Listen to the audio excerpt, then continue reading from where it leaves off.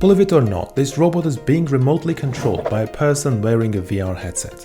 Through this device, the person can see what the robot sees and control its movements, allowing it to accurately stack bottles on a supermarket shelf from miles or even countries away. Exciting? You bet, but this is just the tip of the iceberg when it comes to what VR and AR can achieve. Hi everyone, I'm Hike. Today we'll explore some of the incredible ways that VR and AR are revolutionizing industries, reshaping economies and transforming our very lives. Stick around, you won't want to miss this. Picture this. It's the not so distant future. You wake up, grab your coffee and get ready for your workday. However, instead of hopping in a car, you simply slide on your sleek VR headset. Instantly your living room transforms into a bustling office space. Fully functional digital whiteboards appear on your walls. Even more impressive is the fact that your colleagues are all right there with you. In holographic form, of course. Still, that doesn't mean you cannot interact with them, hold meetings, or even have a water cooler chat about that latest episode of the hit new Netflix show. You know, something that takes place entirely in VR. This isn't science fiction, this is the future that people like Mark Zuckerberg are envisioning for all of us. But we'll get back to Mark a bit later. For now, let's talk about the growing VR and AR marketplace, which, along with technology, is what's driving this massive push toward a more digital-based reality.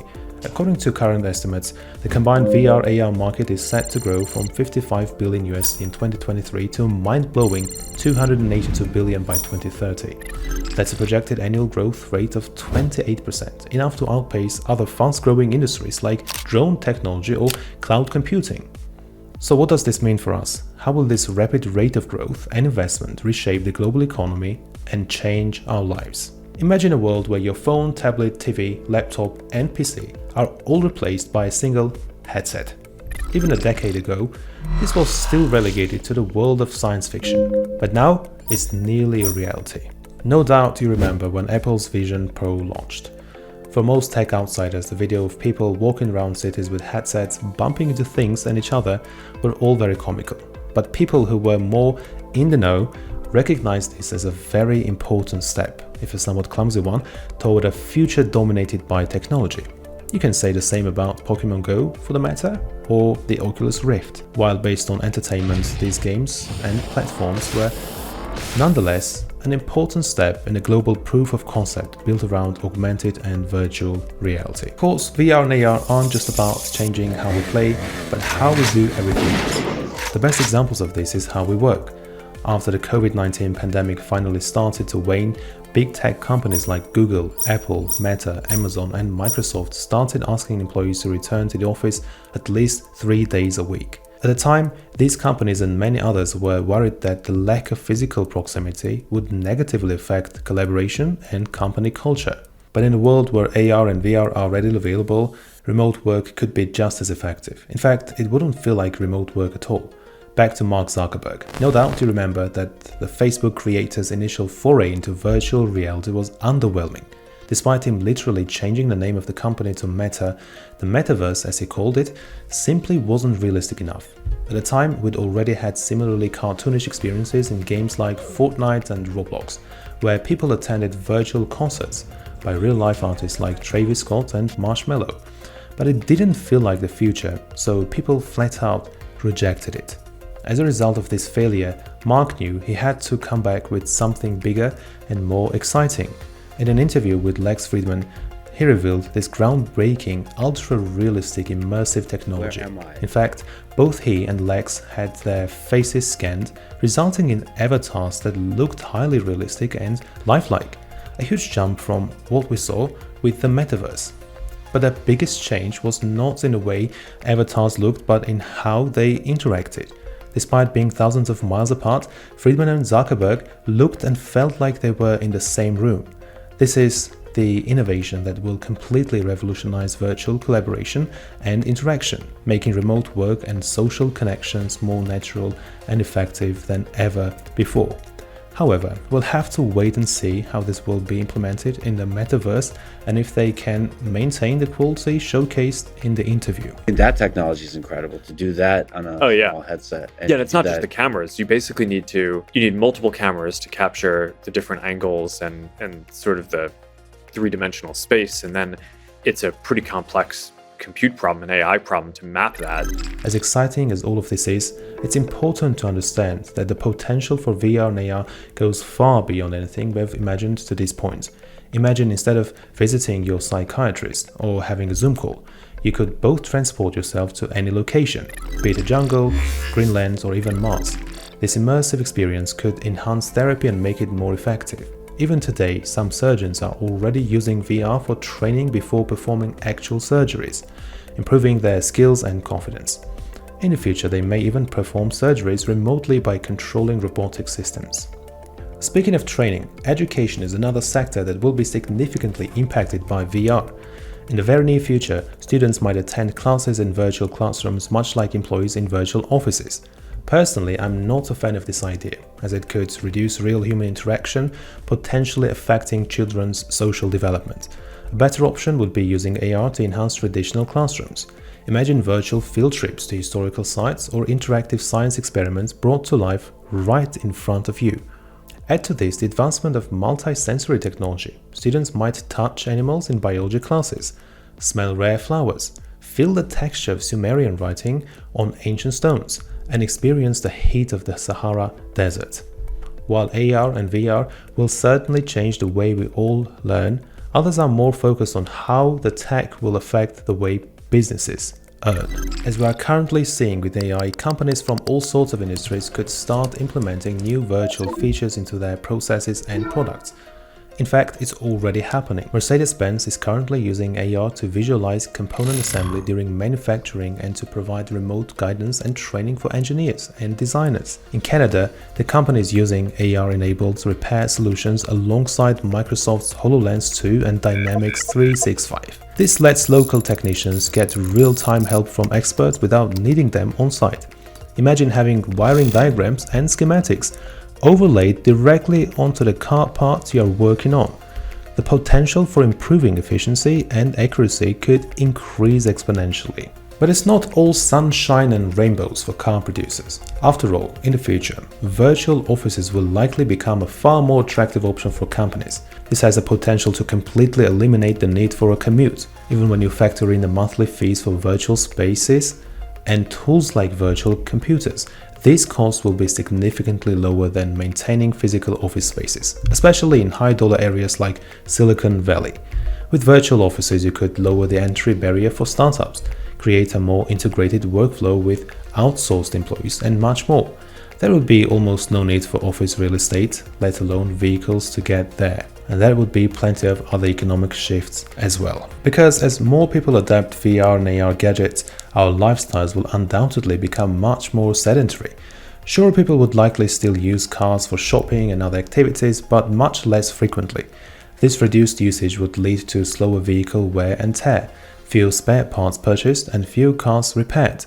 Consequently, the car sales and maintenance industries could shrink dramatically, contributing to widespread unemployment in that sector.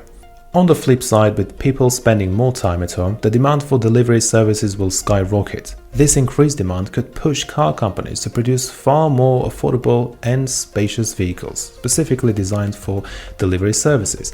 But this shift is unlikely to fully compensate for the decline in car sales due to a more sedentary lifestyle. Naturally, a decrease in driving and the demand for cars would also lead to reduction in oil prices. Such a fast and dramatic change could impact the economies of OPEC countries, potentially leading to geopolitical tensions. A topic we'll dive into in our future videos.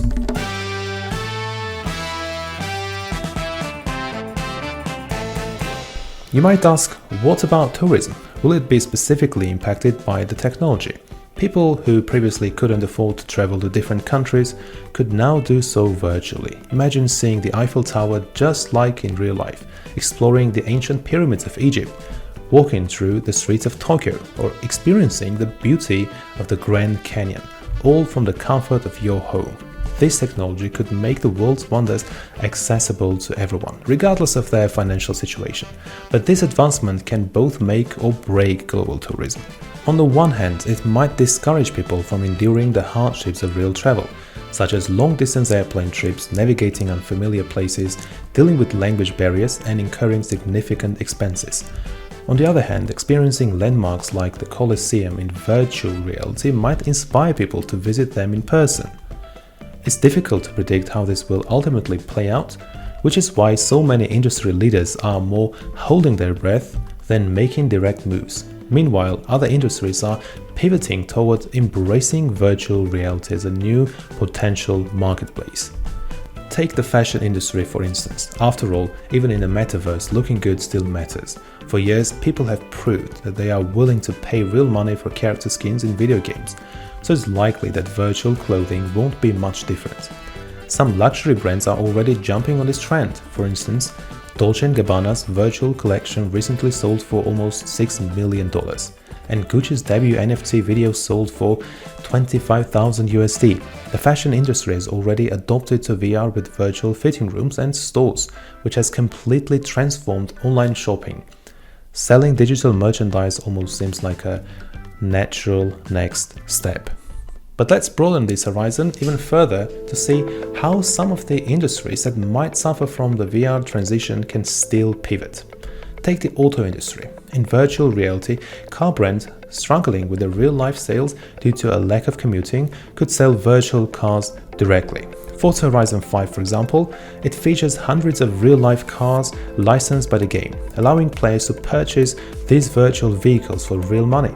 In the near future, VR could provide car brands with a platform where instead of relying on licensing, they would pay for the digital space and sell their cars there, making it more akin to a real car market. Similarly, the virtual real estate market, or should we say virtual estate, will thrive, with people buying and showcasing virtual properties, inviting friends for virtual parties, and showing off their digital homes.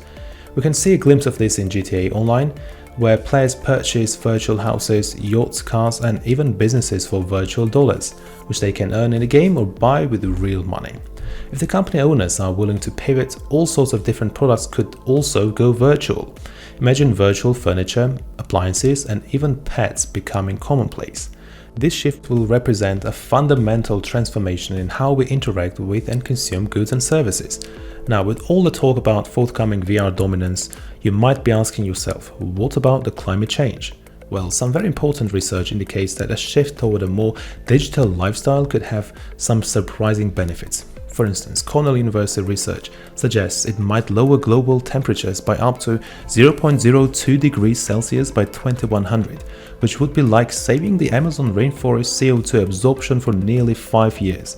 Meanwhile, the lack of commuting could cut US greenhouse gas emissions by 10 gigatons by 2050, equivalent to about 2 years' worth of emissions at 2023 levels. The more time people spend in the digital world, the more we can benefit the climate, even with the increased need for services to support this vast virtual network. Of course, 2100 is a long time for people and the planet to wait. Fortunately, at least one AI-based study using variable growth scenarios forecasts that over 90% of the population could adopt the metaverse within 30 years. Speaking of AI, how will it integrate itself into AR and VR? Returning to the video of the person remotely controlling their supermarket robot, it's possible that this sort of function will be a mostly temporary measure. The ongoing rise of AI will almost certainly eliminate the need for any kind of manual control, especially when it comes to mundane tasks like stocking shelves. But don't worry, plenty of industries will still require the human touch for quite some time. Taking all of this into account, who do you think might suffer the most from this shift and have to undergo radical changes? As we have already discussed, traditional retail, commercial real estate, the automotive industry, travel and tourism, and the oil industry are all poised to suffer some pretty massive downturns if virtual reality continues on its current path. On the other hand, some industries are set to thrive. Healthcare, education, gaming, entertainment, fashion, and delivery services will all find new opportunities in a VR and AR landscape. Additionally, hundreds of completely new industries are likely to emerge and thrive in this new technological era. But as we dive into the metaverse, let's not forget the real world. We must balance the technological progress with taking care of our planet, as no virtual reality can replace the Earth. Let's build amazing virtual worlds while also preserving and improving our real one. Thanks for watching, please like and subscribe. See you in the next one.